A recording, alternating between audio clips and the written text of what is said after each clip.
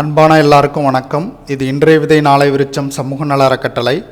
நம்ம வாயில்லா ஜீவராசிகளுக்கு உணவு வழங்குவது வழக்கம். அவ்வாறு நம்ம ரெகுலராக உணவு வழங்குகிற இடத்துல ஒரு குட்டி டாக் இருக்கும். அந்த குட்டி டாக் ஆனது கடந்த வாரம் ஒரு வாகனத்தில் அடிபட்டு இறந்துடுச்சு.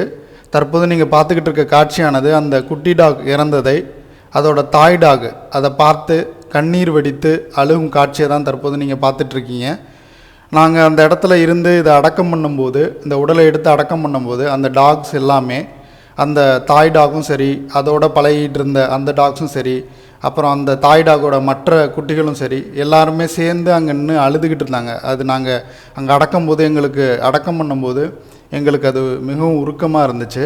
எப்படி ஒரு இறப்பு நடந்த வீட்டில் மனிதர்களோட அழுகுரல் கேட்குமோ, அதே மாதிரி நாங்கள் அடக்கம் செய்யும்போது அந்த தாய் டாக்ஸ் உள்பட எல்லா டாக்ஸும் சேர்ந்து அந்த அழுகுரல் கேட்டுக்கிட்டே இருந்துச்சு. நாங்கள் அடக்கம் பண்ணதுக்கு அப்புறமும் அந்த தாய் டாக் திரும்ப திரும்ப அந்த இடத்துக்கு வந்து அது இல்லையேங்கிற அந்த பிரிவை தாங்க முடியாமல் அழுதுகிட்டு நின்ற காட்சி எங்களுக்கு மிகுந்த கஷ்டமாக இருந்துச்சு. இந்த இயற்கையில் இந்த நிகழ்வு நடந்திருக்கு. அதை நாங்கள் ஒரு வீடியோவாக எடுத்து இப்போ உங்களுக்கு போட்டிருக்கிறோம். இயற்கையில் நடந்த இந்த நிகழ்வானது நமக்கு என்ன சொல்ல வருது அப்படிங்கிறத நம்ம எல்லோரும் யோசித்து பார்க்கணும். நம்ம அந்த தாய் டாக்ஸால் யோசிக்க முடியாது. திரும்ப திரும்ப குட்டியை பெற்றுக்கொள்ளுது. இந்த இடத்துல அதற்கு சரியான உணவு கிடைக்காது, சரியான தண்ணி கிடைக்காது, வெயிலின் கொடுமை ரொம்ப அதிகமாக இருக்குது. இப்படிப்பட்ட சமயத்தில் அது திரும்ப திரும்ப குட்டியை பெற்றுக்கொள்ளுது.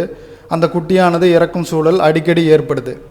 திரும்பவும் அது மிகுந்த அந்த மனவேதனைக்குள்ளே போகுது. எப்படி ஒரு நேற்று வரைக்கும் பால் கொடுத்து மகிழ்ச்சியாக தன்னோட விளையாடிட்டு இருந்தப்போ மிகுந்த ஒரு சந்தோஷமாக இருந்துச்சோ, அதை விட பல மடங்கு வேதனையை அது இறக்குற தருவாயில் அனுபவிக்குது.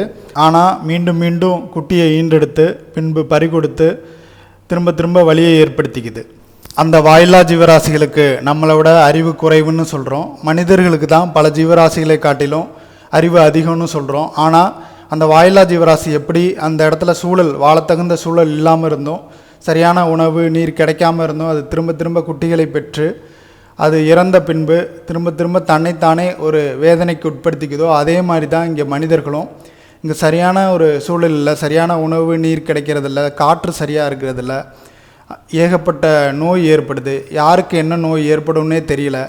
மனிதர்கள் எப்படி ஒருத்தருக்கு ஒருத்தர் பழகிறதுன்னு தெரியல, அன்பு செலுத்துறதுன்னு தெரியல. அப்படி இருந்து நம்மளும் திரும்ப திரும்ப இந்த இடத்துல குழந்தைகளை பெற்றுக்கொள்கின்றோம், புதிய புதிய குழந்தைகளை பெற்றுக்கொள்கின்றோம், மேலும் உயிர்களை அதிகரிச்சுக்கிட்டே போகிறோம். இயற்கை காட்டின இந்த நிகழ்விலிருந்து மனிதர்களான நம்ம கற்றுக்க வேண்டியது என்ன? நம்ம எல்லாரும் சிந்திப்போம்.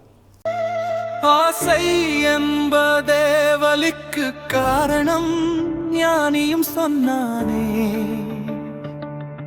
இங்கு வாழ நினைப்பதே ஆசை என்றுதான்